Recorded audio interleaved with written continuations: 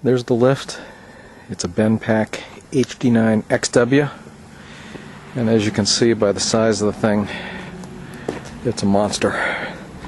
And so what I did was, on my loader, I hooked a cable around the two lift eyes, and I hooked another cable down there on the bottom of the load, and with a come-along I pulled it into the bed of the forklift. And then I was able to pull it into the bed of the lift, and drag it out of the truck. Truck had a lift gate. It was a 30-foot trailer with a lift gate, and we simultaneously brought it down in blocks. Now I'm going to start unloading the individual pieces.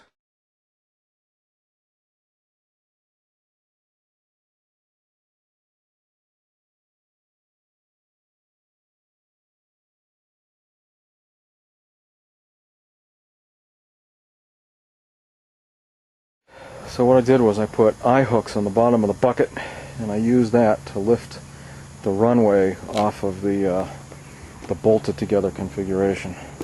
Then we put the runways on automotive dollies, car casters, and rolled those into place. Okay, we just bolted all the runway corners on, and there's 2 bolts per corner, 8 total. Okay, now we've installed the top caps on the column, and you can see I used washers underneath there to keep it from scratching up the post, but basically there's a jam nut that goes underneath to keep the ladders from lifting, and then on top you adjust it such that there's about a little more than ½ an inch coming out of the top. Basically you make your adjustments at the bottom. So this is looking at the bottom of the ladder in the column, and what you do is you tighten the nut on the top of the column until there's a ½ inch space there. You can't see it too well, but that gap from the bottom of the ladder to the plate is a ½ an inch. Okay, it's time to put the shivs or the pulley wheels back in, and these pins look like they were machined with an axe. They basically run inside here in oil-light bearings. And so what I did was I took this pin and I put it in the buffing wheel and hit it with white compound to make it more of like a bearing surface. And the difference in the way it actually rotates inside the pulley is just remarkable. So anyways, that should last a lot longer that way. This is what I used to clean off the pins after I polished them, and also the inside of the sheaves, the oil-light bearings. And that's what came out. You can see all the machine filings from the oil-light bearings, as well as all kinds of machining residue. There's a pile of stuff that comes out of there. And then after everything's all polished and it's ready to assemble, I use Super Lube, high temperature synthetic grease. The lift is pretty much ready for fire up. So all the cables have been adjusted such that on the main cable, this big one here on the left, there's an inch of thread showing through for each of the columns. The hydraulic system is in, and I put 3 gallons of Dexron 3, and I use the SuperTech, which you can get at Walmart. It's about $10 a gallon, Dexron 3, and that's made by ExxonMobil according to their website.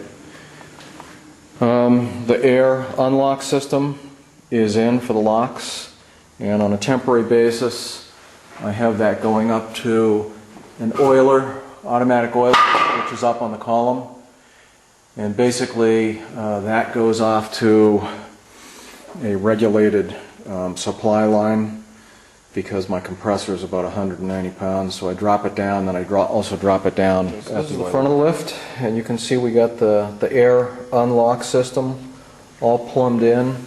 Those hoses go through the front of the lift.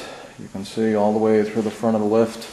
Tees off next to the power side and heads back underneath, and basically comes out over here, goes to the unlock mechanism on this. That's what it looks like under the lift. That's where they come through the rail, the hydraulic lines on the air line. There's the shivs, and over there is where the air line runs to the front and tees off to the back. Basically ran it the whole length here. What I did was, because there was a lot of slack on the cable and I didn't want the the cables to pop off the shivs, I actually preloaded the cables just using a nylon strap. And you can see that runs all the way back to the end of the hydraulic arm. So all the cables are in one strap, putting stress on it. And the only reason I did that is to keep the cables taut and to keep them from popping out of the shivs.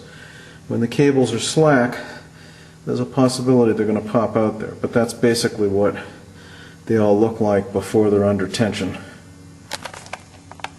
Okay, for the power, I used a 10-3 cable. It's oil, water, grease resistant. And basically that goes right into the side of the motor here using a strain relief. From under the lift, you want to check out each of the shivs and make sure the cables are still in place, and before you fire up the hydraulic unit and apply any tension to these cables. So all the cables need to be oiled. I lubricated those as I put them in. Every shaft, everything that moves has to be lubricated. And this is what the cables look like as you're coming up on them from the end of the lift where the car would be loaded. And you can see that's how all the cables connect. Okay, this is initial fire up. I just want to take up the slack on the cables. Okay, slack's taken up, and we have life.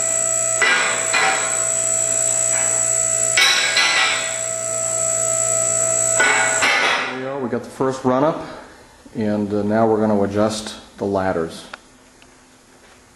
But basically, seemed to work perfectly first time. That's what it looks like underneath. Everything's locked. This is the completed lift in the raised position. And it seems to work pretty good. Take a walk under the rail, take a look at the cable routing here.